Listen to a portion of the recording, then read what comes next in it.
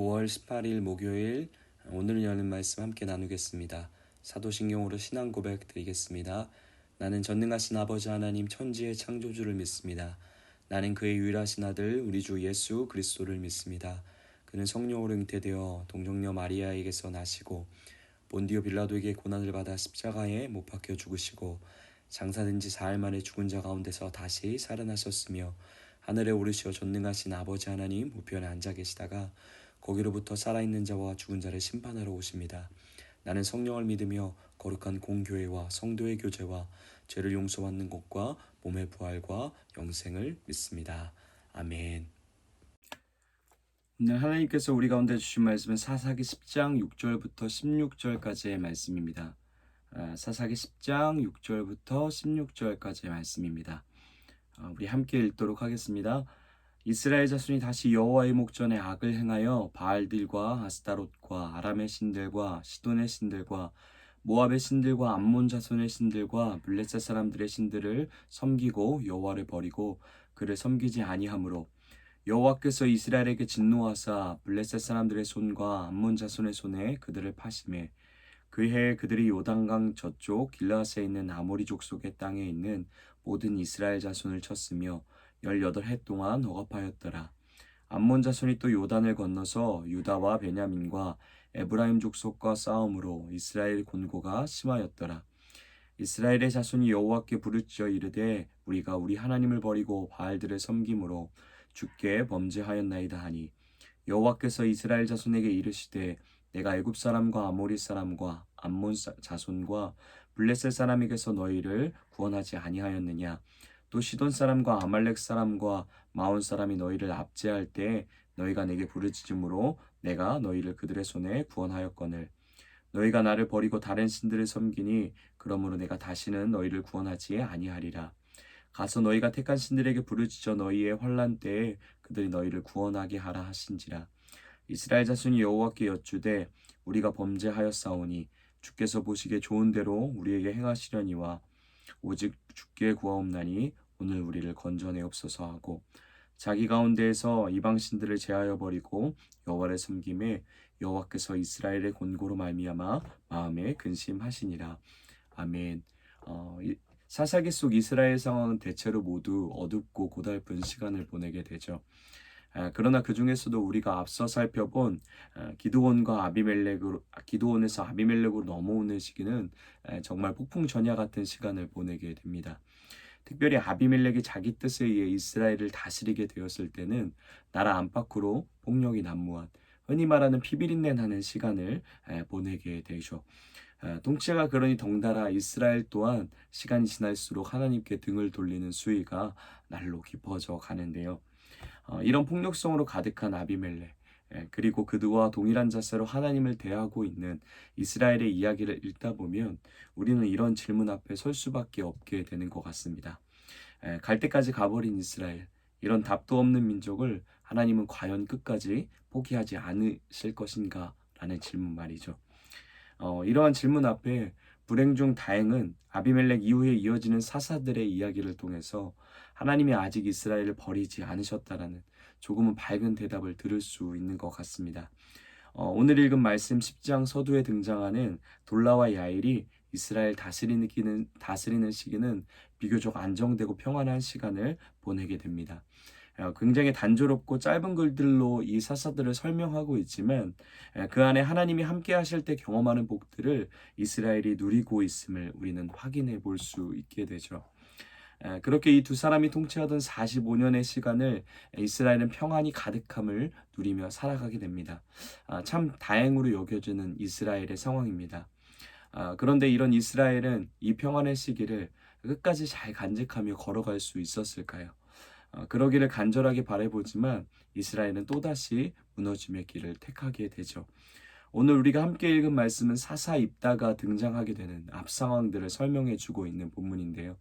이스라엘은 또 어떤 모습으로 죄악된 길을 행하며 걸어가게 되는 것일까요? 우리 6절 함께 다시 한번 읽어보도록 하겠습니다.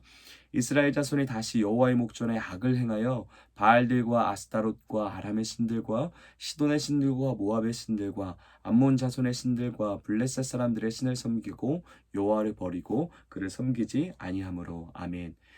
평안의 시기를 이어주던 돌라와 야엘이 죽고 나자 금세 이스라엘은 늘 하던 방식 그대로 하나님께 등을 돌립니다. 오늘 6절은 표현하기를 이스라엘이 다시 하나님께 악을 행했다고 고발하고 있는데요. 그러나 이것은 단순히 과거에 행하던 악한 짓을 반복하는 정도의 차원이 아니었습니다. 그들의 죄는 더욱 심각해졌고 더욱 교활해졌고 더욱 그 수위를 깊어가게 되죠. 죄악의 끝판왕, 그래서 조금은 무자비한 것 아닐까 생각이 들 정도로 하나님이 완전한 진멸을 명령하셨던 가나안 사람들의 운명처럼 지금 이스라엘은 완전히 가나안화 되어버린 상태인 거죠. 이스라엘의 죄악의 수위가 극에 달한 상태임을 보여주기라도 하는 듯 6절은 이스라엘이 섬기던 이방 신들의 이름을 빼곡하게 나열해 보여주고 있습니다. 이런 이스라엘을 보고 하나님은 맹렬한 진노를 드러내십니다. 그리고 더는 두고 보실 수 없다 판단하신 하나님은 심판하시기로 결정하시죠. 우리 8절 9절 함께 읽어보도록 하겠습니다. 그해 그들이 요단강 저쪽 길르앗에 있는 아모리 족속의 땅에 있는 모든 이스라엘 자손을 쳤으며 18해 동안 억압하였더라. 암몬 자손이 또 요단을 건너서 유다와 베냐민과 에브라임 족속과 싸움으로 이스라엘의 곤고가 심하였더라. 아멘. 하나님의 심판은 이방인들의 손에 이스라엘을 넘기는 방식으로 집행되게 됩니다. 그래서 브레셋 사람과 암몬 자손에게 이스라엘을 넘겨주시고 이들은 무자비하게 18년 동안 이스라엘을 학대하게 되죠. 그로 인해 이스라엘이 견딜 수 없는 큰 고통, 곤고함이 심했다고 성경은 표현해 주고 있는데요. 배신한 이스라엘을 향한 하나님의 진노의 크기가 그로 인한 심판의 무게가 얼마나 무겁고 맹렬한지를 보여주고 있는 장면입니다. 하나님이 이토록 무자비하게 이스라엘을 다루시는 건 지금 이스라엘은 갱생이 불가능한 상태까지 와버렸기 때문이죠. 그런데 하나님이 이스라엘을 심판하시는 모습을 잘 살펴보면 아무렇게나 휘둘러대는 분풀이식 응징으로 집행되지 않고 있음을 볼 수 있는데요. 무자비해 보이는 심판의 모습 속에서도 그분은 철저하게 시내산에서 약속하신 방식 그대로 진행하고 계십니다. 심판을 철저하게 언약의 내용대로 집행하고 계신 거죠. 왜 하나님은 그렇게 하셨을까요?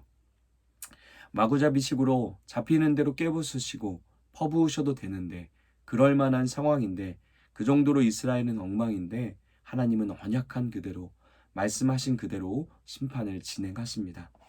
하나님은 이 과정을 통해 이스라엘이 깨닫게 되기를 원하셨던 겁니다.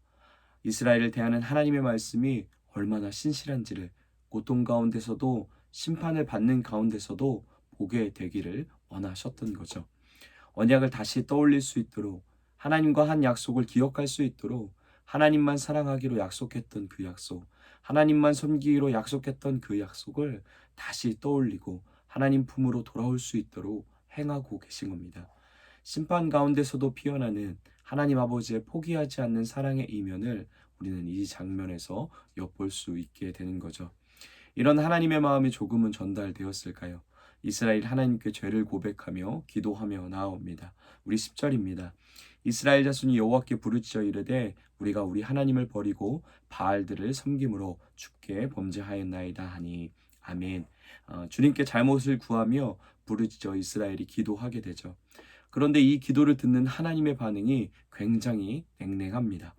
그동안은 부르짖기만 하면 도와주시던 하나님이 이제는 이런 반복이 진절머리가 난다는 투로 이스라엘을 대하고 계신 거죠. 그러면서 하나님이 이런 어조로 이스라엘에게 말하고 계신 겁니다. 그래 이제 그냥 너희 멋대로 살아봐. 내가 내버려둬 줄게. 지금까지 하던 대로 그냥 그렇게 살아봐. 신경 안 쓸 테니까. 가서 너희가 나를 버리고 택한 신들에게 너희를 구원해 줄 수 있냐고 한번 기도해봐. 그리고 그들이 너희를 구원하는지 한번 지켜보자. 하나님이 마치 이스라엘을 비꼬고 조롱하는 듯 대하고 계십니다. 이런 하나님의 냉랭한 태도에 이스라엘이 이제야 사태의 심각성을 깨달았는지 다시 한번 더 간절하게 하나님 앞에 회개 기도를 올려드리고 있습니다. 모든 것을 하나님의 뜻대로 하시되 그런데 딱 한 번만 우리를 구원해달라고 이 지옥 같은 상황에서 딱 한 번만 도와달라고 간절하게 싹싹 빌며 기도하고 있죠. 그리고 그 기도가 진실됨을 증명해 보이기 위해 자기들이 섬기던 이방신들을 전부 폐기 처분하게 됩니다. 이런 그들을 바라보시는 하나님의 마음은 어떠했을까요? 그리고 지금 이스라엘 기도는 진짜 믿을 만한 진실된 기도였을까요? 애처롭게 빌고 있는 이스라엘을 바라보시는 하나님의 마음이 어떠했는지 마지막 절이 잘 보여주고 있는 것 같은데요. 우리 마지막 절 16절 한 번 더 읽어보도록 하겠습니다. 자기 가운데서 이방신을 제하여 버리고 여호와를 섬김에 여호와께서 이스라엘의 곤고로 말미암아 마음에 근심하시니라. 아멘. 하나님이 이스라엘의 곤고함을 보시고 근심하셨다라고 성경은 이야기합니다. 그런데 여기서 근심하다는 말은 단순히 걱정하거나 고민하거나 갈등하거나 하는 정도의 말을 이야기하는 것이 아닙니다. 이 말을 히브리 말로 직역하면 생명이 단축되다, 생명이 줄어들다 라는 의미로 표현되게 되는데요.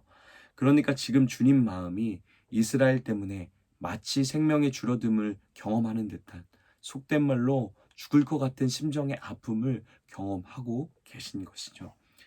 자식을 먼저 잃은 어머니의 마음을 창자가 끊어지는 듯한 아픔이다라고 표현합니다. 정말 죽을 것 같은 아픈 감정을 은유적으로 표현해 주고 있는 말이죠. 그런데 지금 하나님이 이스라엘을 바라보시며 딱 이런 감정을 느끼고 계신 겁니다. 이스라엘도 곤고 때문에 하나님께 부르짖었습니다.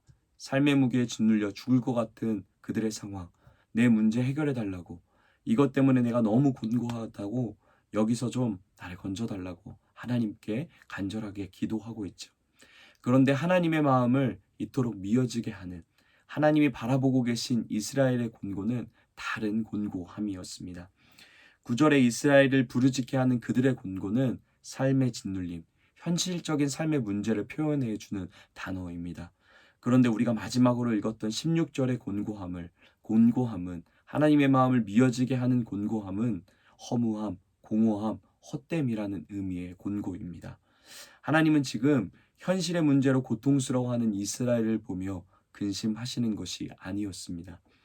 하나님이 이토록 죽을 듯한 슬픔으로 이스라엘 향해 근심하시는 이유는 그들이 하나님을 잃어버렸기 때문입니다. 하나님을 잃어버린 그들의 삶이 헛되고 그래서 허무함으로 가득할 수밖에 없는 그들의 인생을 보시며 하나님이 근심하고 계신 거죠. 이스라엘은 상황을 고쳐달라고, 그들의 상황적 공고를 해결해달라고 울부짖는데 하나님은 이스라엘이 잃어버린 하나님과의 관계, 그분으로부터 끊어져 나가버린 그들의 운명, 그래서 허무함과 공허로 가득한 그들의 곤고를 보시며 창자가 끊어지는 듯한 아픔으로 근심하고 계신 거죠. 어떻게 하면 이들을 다시 돌이킬 수 있을까? 어떻게 하면 이들을 다시 되찾아올 수 있을까? 바라보시며 근심하고 계신 것이었습니다. 사랑하는 에바다 공동체 여러분, 하나님은 생명의 근원이십니다. 그분은 생명 자체여서 그분에게는 생명의 결핍이나 생명의 줄어듦이란 있을 수 없는 일인 거죠. 그런데 하나님이 자신을 모르며 살아가던 우리의 인생을 향해 생명이 줄어드는 듯한 고통과 아픔으로 근심하여 주셨기에, 그리고 그 근심 끝에 자기의 하나밖에 없는 독생자 아들을 우리를 위해 보내주셨기에 우리가 우리 될 수 있었음을 다시 한번 기억할 수 있는 오늘 하루 되길 소망합니다. 우리의 상황, 하나님은 마음만 먹으면 바꿔놓으실 수 있는 분이십니다. 재앙 같은 날들, 심판 위를 걸어가는 날들, 삶의 무게에 짓눌려 죽을 것 같은 날들, 그날 모두 하나님 손에 있고 하나님은 언제든 해결하실 수 있는 분이십니다. 그러나 하나님은 그걸 해결하는데 먼저 몰두하지 않으십니다. 그 문제가 중요하지 않다라고 말하는 것이 아닙니다. 하나님이 우리의 현실의 문제를 무가치한 것으로 바라보고 계시다고 말하는 것도 아닙니다.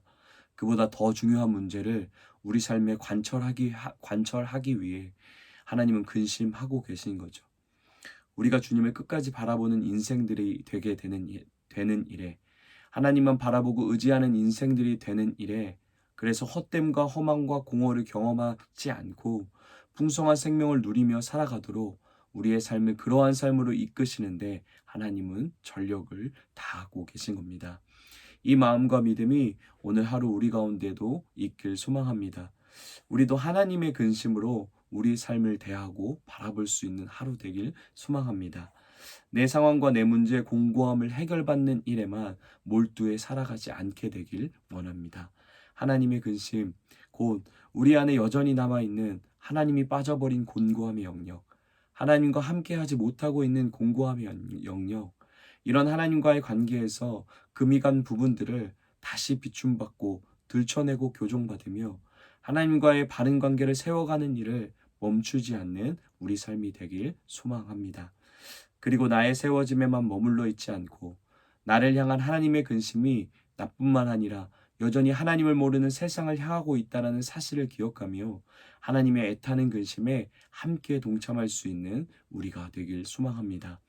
우리 에바다 공동체 모두가 그리스도의 영광과 기쁨만을 우리의 것이라고 말하지 않고 하나님의 근심과 고난도 기꺼이 우리 안에 머물게 하는 교회 되길, 또한 우리의 삶이 되길 예수님의 이름으로 다시 한번 축복합니다.